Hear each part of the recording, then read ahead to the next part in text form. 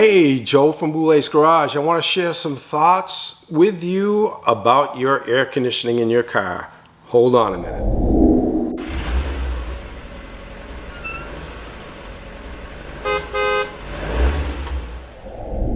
So I can't tell you how many times in the course of a summer I get the phone calls that I get asked, hey, how much to recharge my air conditioning system?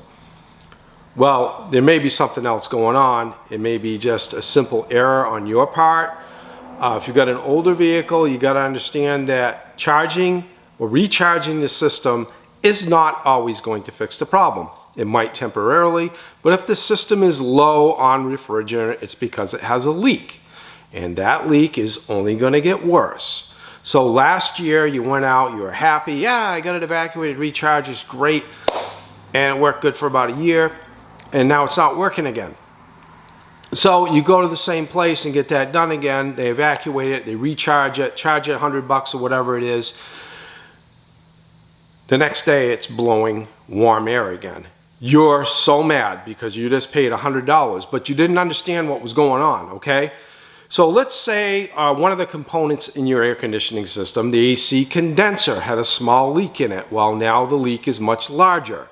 And also you have lost oil in the system, and it's very important that when the refrigerant escapes, you know that the oil that lubricates the internal components of the compressor escape too. That oil isn't replenished and you just keep adding refrigerant, then the compressor is going to lock up and then all hell's going to break loose, and you're basically going to have inside the system black death, which will need to be completely flushed out. And the compressor will need to be replaced along with the condenser, receiver dryer, any other components that can't be flushed clean. So know this, okay? One of my biggest disappointments is, all right, I'm going to tell you, okay, let's say it's $800 to replace an AC compressor. I do that for you, okay? You drive it, you're happy, it's great. All of a sudden, it starts blowing warm air again. You know what? You're pissed at me. But it's not my fault. It's not your mechanic's fault, typically, okay? You probably have a leak somewhere else in the system, especially with an older car, that's gotten worse. And it can't hold the charge like it used to.